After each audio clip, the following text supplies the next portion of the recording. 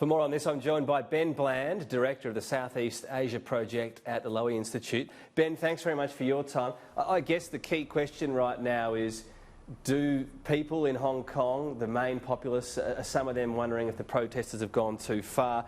Or do you think there are still a large number of people on side? And I'll note that you mentioned a recent protest that actually involved large parts of the financial workforce.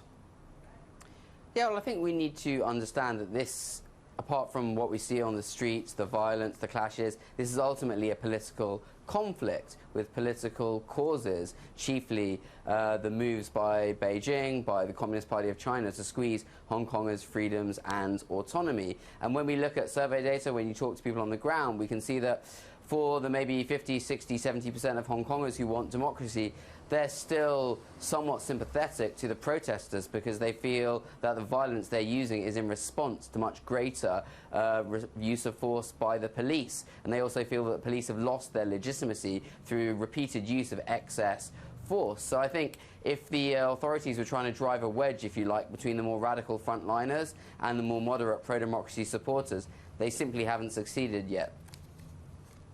Right, because that's the key question, isn't it? Whether or not people start to blame protesters for some of the worst acts, including what we saw with a man set alight at one stage, or whether they go, well, look, this is a few isolated cases versus state-sanctioned brutality. Do you think there's any wavering in support, or do you think it's pretty steady?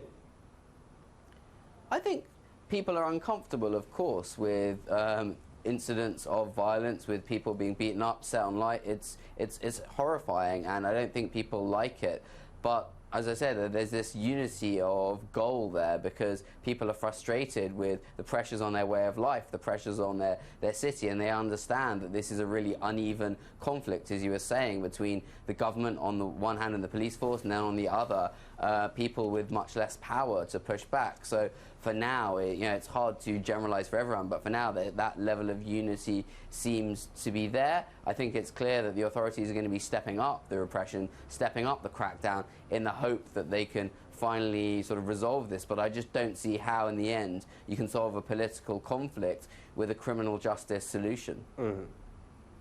Well, that's right. We seem to be inching towards some involvement of the army. If we look at sort of some of the symbolic involvement of clearing of streets and the words used, is that inevitable, that path?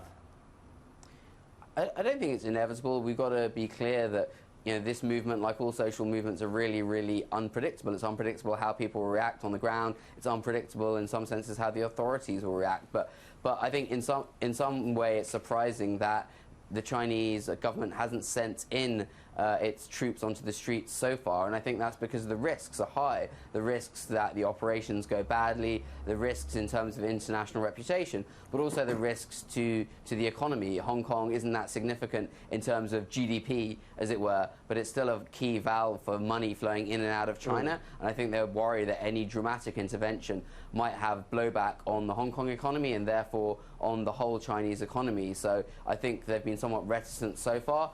But with the Chinese Communist Party, they act without much transparency. It's really hard to know what they'll do. And I think if they were ever to deploy the troops on the streets, we would only know about it after it's happened. They're not going to be pre-announcing this kind of thing.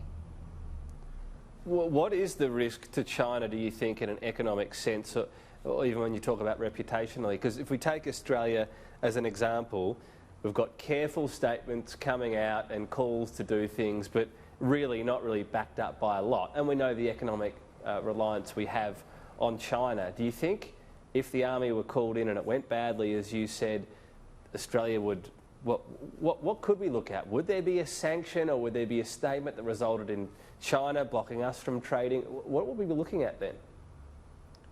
Well, I think everyone, as so often in these cases, is looking to the US. The US Congress is currently considering a new act on Hong Kong democracy, which would basically reinforce existing provisions the US has to withdraw the special economic privileges Hong Kong gets for preferential access trading with the rest of the world in the case of it not really being seen to have sufficient autonomy anymore. And various senior senators and congresspeople in the US have said that they would view the deployment of the Chinese army onto the streets of Hong Kong to be a sign that there is no longer sufficient autonomy, and therefore those trade privileges ought to be withdrawn in that case. And I think if you had that, there'd be a lot of pressure on the Australian government, on other Western governments, to follow suit in changing the way they treat Hong Kong. So I think the international pressure does matter for reputational reasons, but also for economic reasons, because a huge proportion of the investment that goes into China and also out of China by Chinese state-owned companies goes through Hong Kong.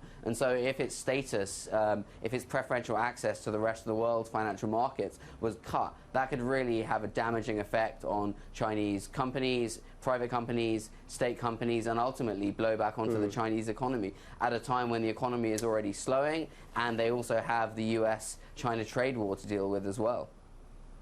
Yeah, well, as a result, it's a huge test for China, Beijing, and a test for countries and their reactions as well. Ben Bland,